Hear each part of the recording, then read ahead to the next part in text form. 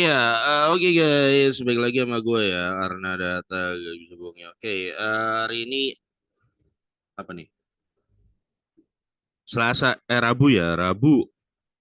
Seingat gue 28 atau 27 gitu ya, 27, 28 ya, 28 Januari 2026 ya.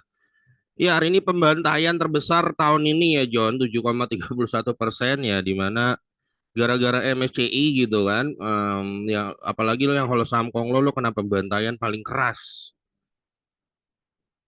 ya. Jadi coba kita lihat apa aja sih yang hancur. Jadi gue suka lucu sih John ya. Suka lucunya gue gini loh. Investasi tapi ngarepin ngarepin ngebantai asing gitu. Jadi pikirannya itu begitu caranya. Sedangkan lo nggak pernah berpikir apakah asing sebodoh itu gitu loh. Ya. Dan lo merasa lo bisa outsmart asing gitu. Bisa ngadelin asing seperti itu ya. Saham bumi hancur ya. Saham-saham gini lah pasti hancur. Ya semua saham Konglo lah ya. PTRO. Ya, apalagi Fani gimana? Begitu. Ya, semua terjadi karena MSCI ya, MSCI,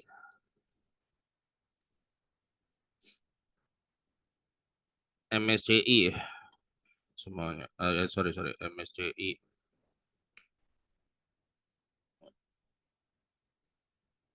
Ya, Biang Kerok mengenal MSCI ya, Biang Kerok ambruk 7%. Kalau lo di saham berpunda John ya ada damage tapi nggak separah mereka dan saham lo bagi dividen so nggak separah mereka. Kalau lo lagi di mana John? Gue jujur gue lagi hunting. Kalau gue John sekarang gue tuh lagi tadi jam-jam 10-an ya gue tuh sibuk hunting beli beli saham perak, emas, terus ya gue baru dapat duit juga kan. Palladium, platinum. Ini yang gue hunting tadi pagi. Nanti malam gue hunting nginjek lagi dana, terus uranium, lithium. Gue banyak ngalihin ke mineral untuk tahun ini gitu ya. Karena gue tahu coy duit bakal dicetak, geopolitik makin ngeri orang. Kalau geopolitik orang takut, sendirinya dia akan lari ke sini ya sama rare earth. Nanti gue bahas lah ini. Mas, palladium, platinum, uranium gue udah bahas lah ya. Lithium, nanti gue bahas lithium ya, sama rare earth ya. Ya nanti ETF ETF-nya itu pada naik semua John ya. Coba lo nggak. Hari ini perak tuh demun ya. Price 115. Di Shanghai itu udah 100 hampir 130 John. Jadi eh nanti gue jelasin lah dual market di silver ini ya. Nah, kenapa lo kecil kemungkinan ngarepin silver itu crash gitu ya. Untuk saat ini udah 114 silver. Gold ATH ya, gold, platinum, platinum naik keri juga gitu ya. Platinum price. Ya naik 4% platinum tuh ya. Cuan-cuan, palladium gimana? Palladium naik. Naik 4,3% tuh. Pada naik semua metal-metal John ya.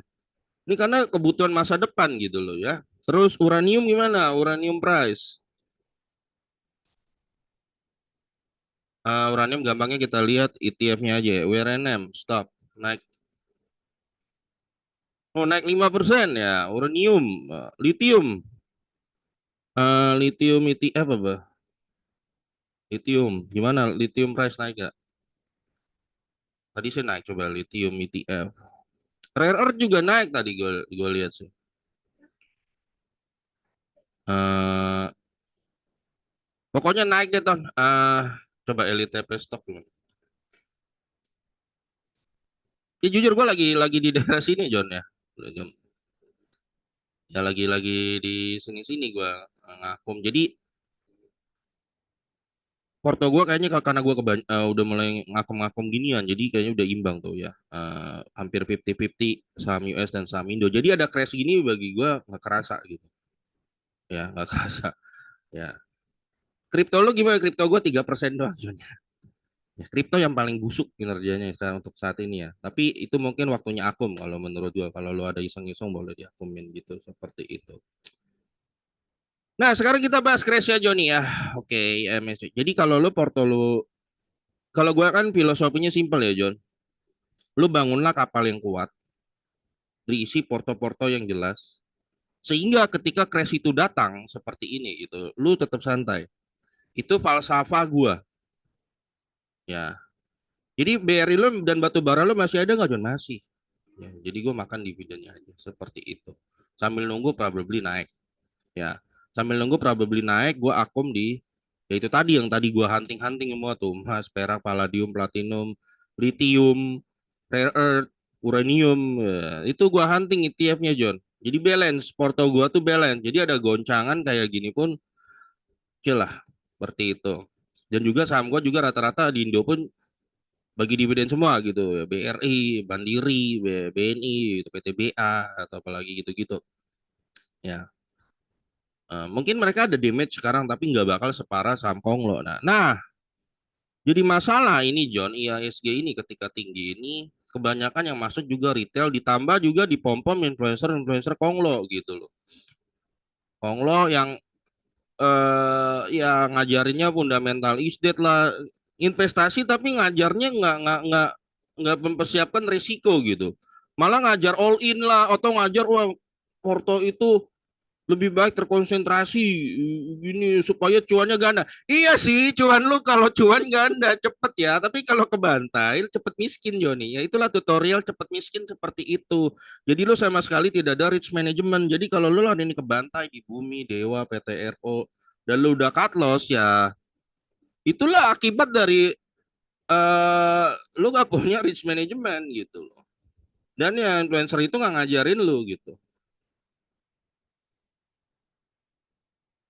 Nggak ngajarin lu punya risk management seperti itu. Ya, eh ya jadi jadikan pelajaran aja. Kemarin tahun lalu juga pernah sih crash begini ya. Cuman tahun lalu itu memang beneran crashnya kan saham Funda ya. Saham Funda itu cepat balik gitu. Sekarang ini kasusnya beda.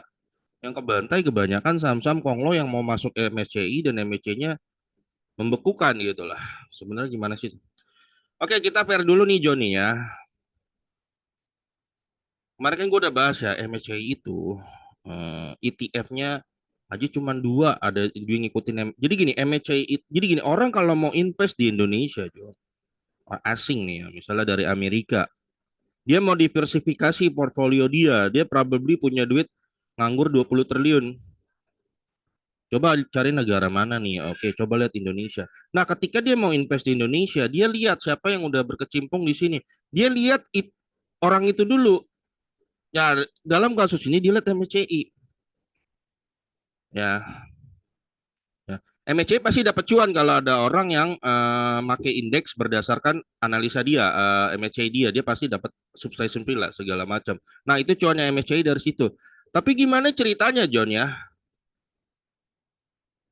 Kalau ternyata hasil analisa MSCI di Indonesia ini jelek. Kenapa? Karena di Indonesia petingginya memfasilitasi saham Konglo, saham-saham yang dimanipulated. Ya lu tahu saham Konglo yang hari ini Robo ya, hari ini ARB itu pasti saham Konglo. Kalau yang fundanya jelas kayak BRI ya Robonya nggak separah itu, ya, berapa di 34 gitu kan.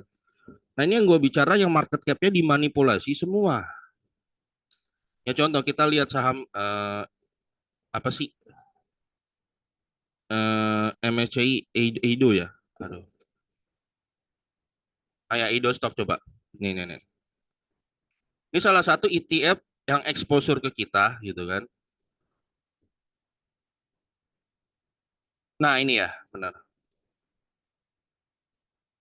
Mbak 5 tahun ini gimana? Nah, Eido kan.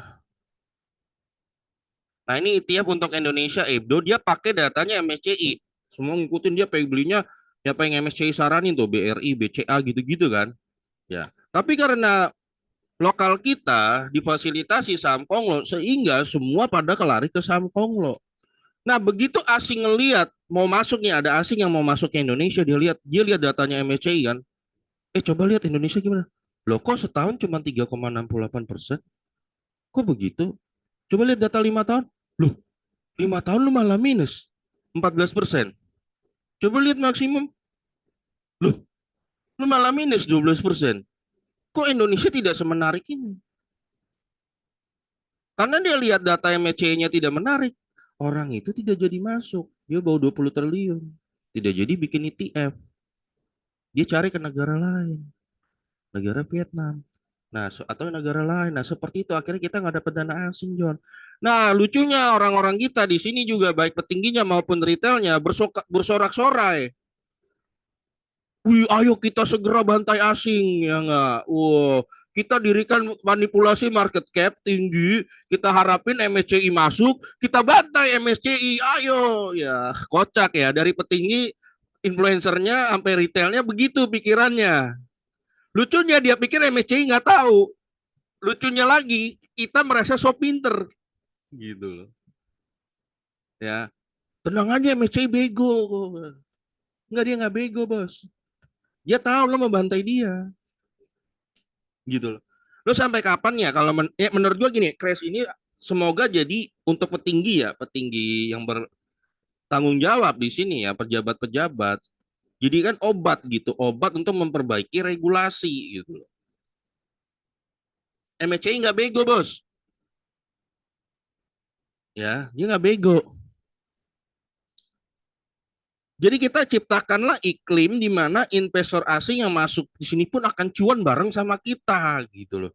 Jangan pikirannya kita bikin wah manipulasi biar kita doang yang untuk asing kita bantai gitu. Nah, itu aja lu punya mindset udah ngaco kalau kata gua. Jadi semoga nah jadi gini John. Jadi harapannya ke depan regulasi itu kan misalnya free float itu diperbanyak supaya makin susah untuk ada saham yang market cap-nya kecil tiba-tiba ngalahin BCA gitu. Susah gitu kan. Makin susah. Nah, ketika susah para retail sendiri semuanya di sini akan mulai masuk ke saham-saham yang istilah katanya benar. Ketika istilah kata benar ISG naik pun itu pun secara benar.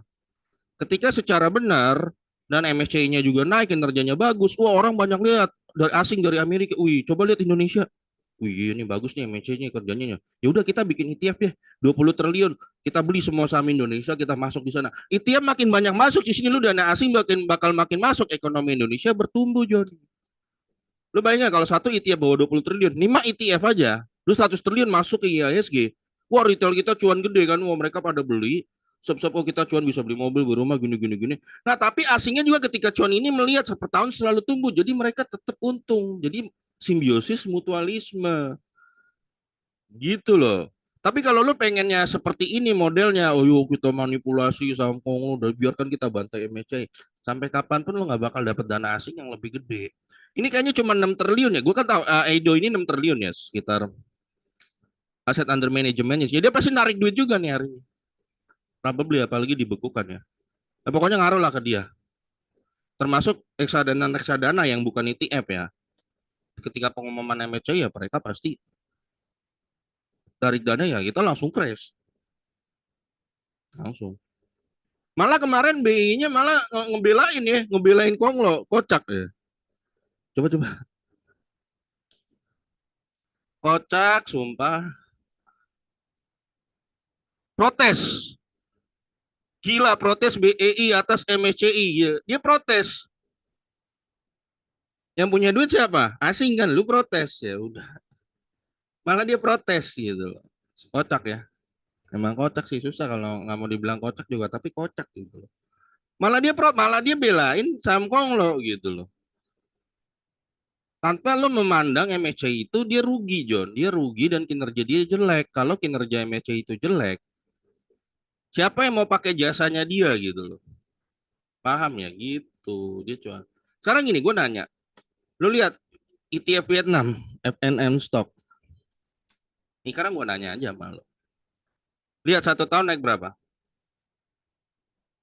61%, bos.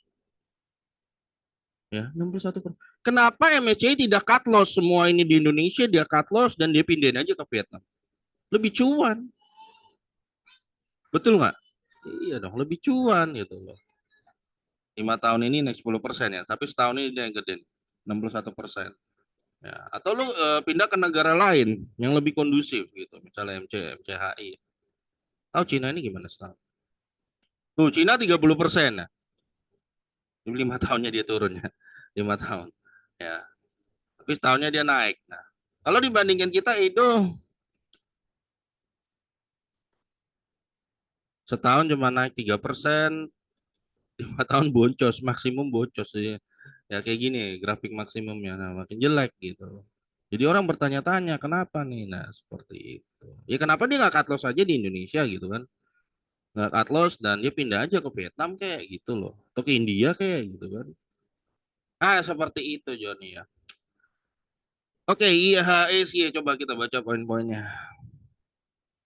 Jadi solusinya gimana John? Kalau udah ya gue nggak bisa kasih solusi John kalau lu udah kalau lo isinya saham-saham seperti Bumi, seperti itu gua nggak bisa kasih PTRO, nggak bisa. Itu resiko.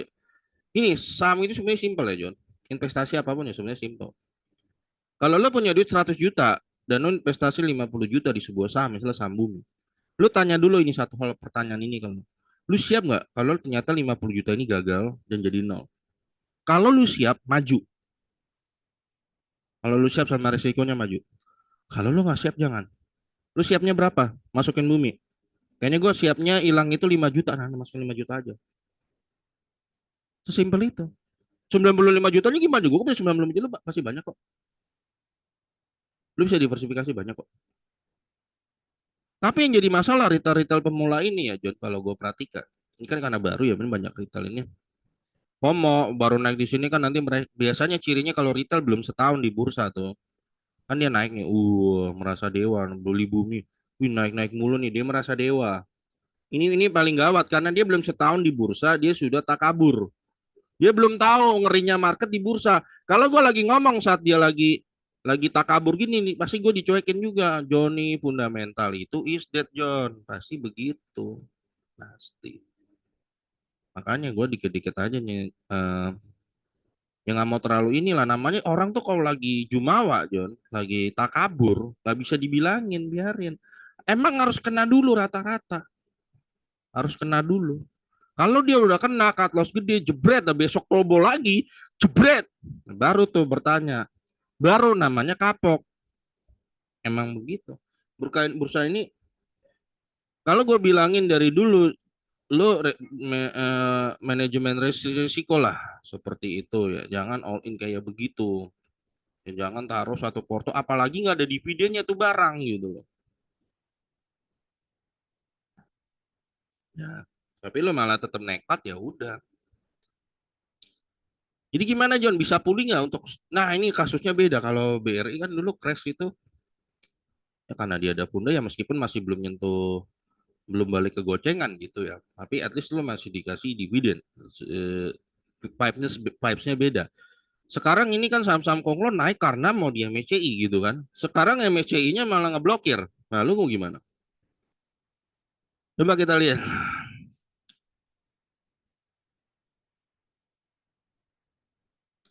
MSCI mana sih dia bikin analisa ini.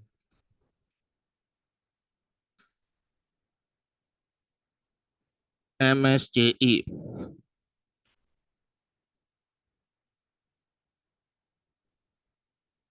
ini ada lagi nih kacau-kacau isu independensi, enggak bos, ini hari ini kasusnya MSCI ya, ada aja orang cerita kayak gitu-gitu kan. Pengumuman apa sih isi pengumuman MSCI.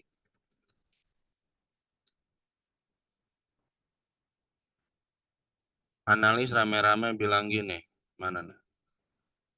Ah ini isunya lah, coba kita lihat.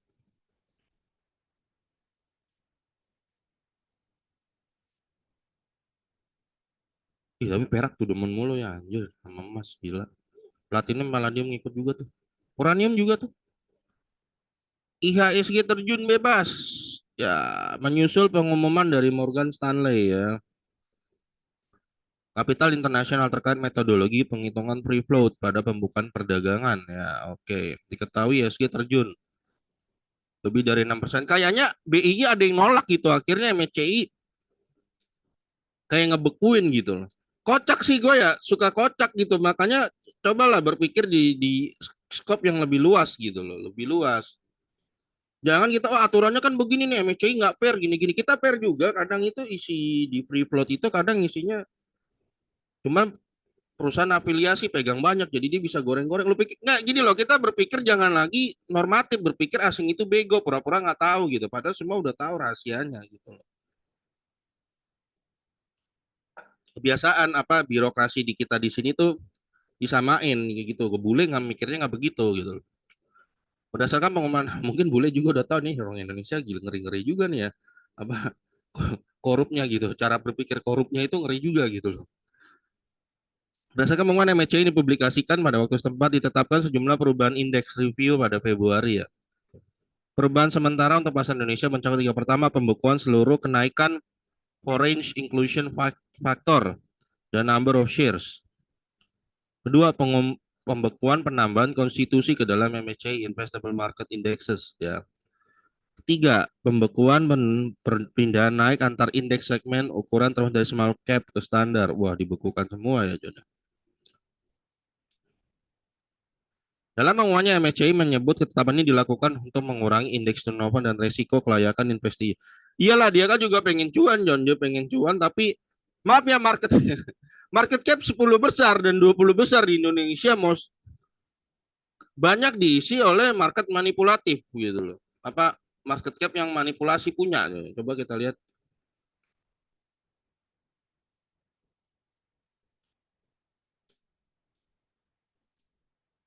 Ya, top 10 market cap IHSG. Coba kita lihat. Yang baru ya. Nih nomor satu nih. Ini Desember ya, brand. Nah, coba kita 20 saham market cap ini sih data Desember ya, Desember kemarin. Diisi oleh market-market yang manipulatif, apa market capnya dimanipulasi gitu loh. Kebanyakan gitu. Satu brand, dua BCA, tiga DCII noh. Ya. Empat TPIA, lima Bian, AMMN, BBRI, DSSA tuh, 9 BMRI, 10 Telkom, 11 PANI, 12 BRPT, 13 ASII, 14 CDIA, 15 Cuan, 16 BNI, 17 Dinet, 18 BRIS, 19 BNLI, Indofood tuh. Coba lu lihat 20, gua rasa setengahnya tuh hampir setengah itu manipulasi market cap gitu loh. Ya. Asing itu juga pengen cuan, John. Cuannya juga pengennya natural juga gitu loh. Yang nggak pengen yang lo punya pikiran lo itu yang aneh-aneh itu gitu loh. Ya. Mereka berhak juga punya hak. Terserah mereka, mereka yang punya duit. Gue mau kabur hari ini, lo mau apa? Ya, malah diskusi malah katanya pihak dari otoritas kita malah memprotes MSC. Gue yang punya duit lu mau apa? Gitu loh. Ini ngomong gitu. Gue yang punya duit lu mau apa kan gitu kan. Simple, dia tinggal cut loss pindahin juga Vietnam kelar gak? Indeksnya lebih bagus kan. Seperti itu cuan dia. Nutupin cut loss dia selama di Indonesia gitu kan. Sesimpel itu kok. Tapi pihak kita kan kebanyakan nggak mau berubah ya. Apa sih. Ya dah, resiko investasi. Ketetapan ini juga sekaligus memberi waktu bagi otoritas pasar untuk memperbaiki, menghadirkan perbaikan transparansi. Mau nggak mau nih, BII, OJK, dan yang lain harus turun tangan. Kemauannya MCI apa gitu.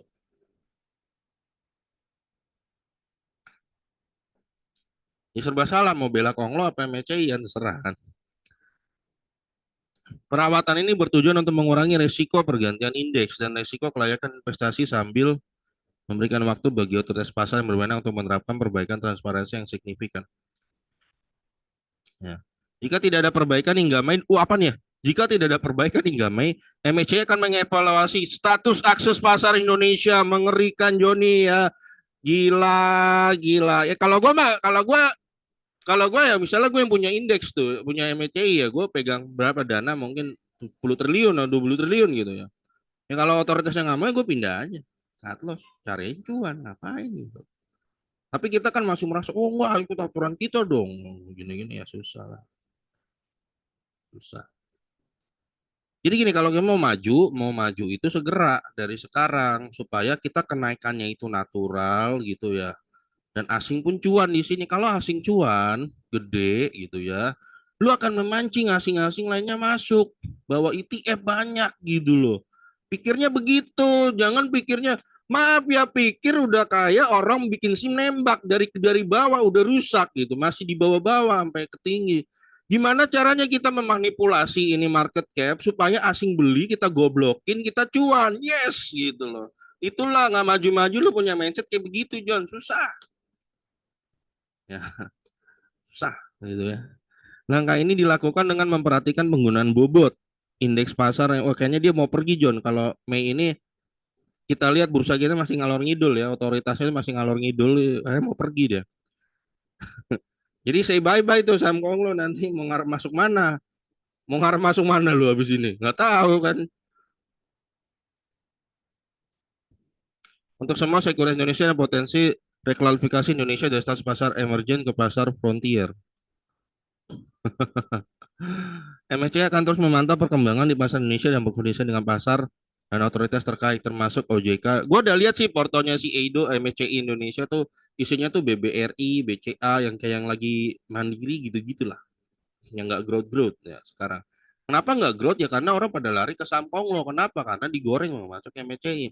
Sedangkan MSCI-nya nggak suka gitu. Nggak suka juga mereka gitu. MSCI kan mengomunikasi. MSCI gue bilangin John ya, dia pengennya hari ini BRI main mandiri, BCA naik, itu yang dia pengen. Ya karena itu dia pegang itu John. Tapi lu pada beli brand, pada beli PTRO, pada beli Bumi dengan harapan, dia pegang Bumi juga sih ada sih ya. Dengan harapan dia masuk, ada pegang Bumi nggak sih si Edo? Gue nggak tahu lah, lupa gue. Ya dengan harapan mereka masuk MSCI dan itu demun dan lu bisa bantai dia gitu loh. Seperti itu. Diketahui sebelumnya MSCI pada Oktober meminta masukan para pelaku pasar dengan rencana penggunaan monthly holding composition PT sebagai tambahan referensi menghitung free float. Berdasarkan konsultasi dengan para pelaku pasar, MSCI mengatakan investor menjadi permasalahan dan bla bla bla bla bla bla bla ya udah John. Nah, itu. Jadi gimana John, apa yang gue harus lakukan ya kalau lo udah kebantai saham goreng kan gue bisa ngomong apa gitu. Gue cuma bisa sih coba lu pakai taktiknya Peter Lynch gitu loh. Dia kan raja diversifikasi ya, coba lu lihat. Ya, kalau gue pribadi tadi yang seperti gue bilang, porsi gue kayaknya saham Indo US itu udah hampir 50-50 gitu, udah hampir setara gitu ya. Tadi pagi pun gue banyaknya beli ETF emas, perak, palladium, platinum, uranium dan lithium sama rare earth.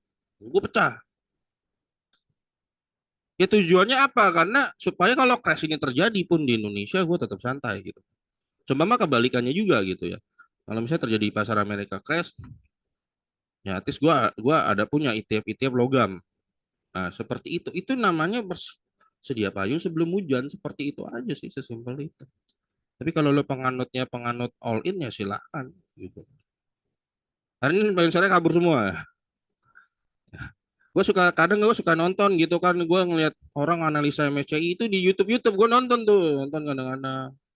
Gue bilang investasi gini amat ya, gue bilang ngandelin sebuah berharap gini loh, berpikirnya supaya nanti masuk MSCI kita bantai MSCI-nya. Jadi lo investasi aja pola pikirnya sudah destruktif gitu, sudah destruktif seperti itu.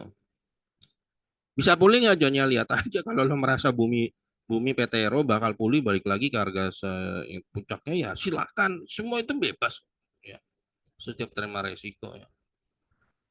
Oke guys, sampai lagi video berikutnya, udah nggak bisa bohong.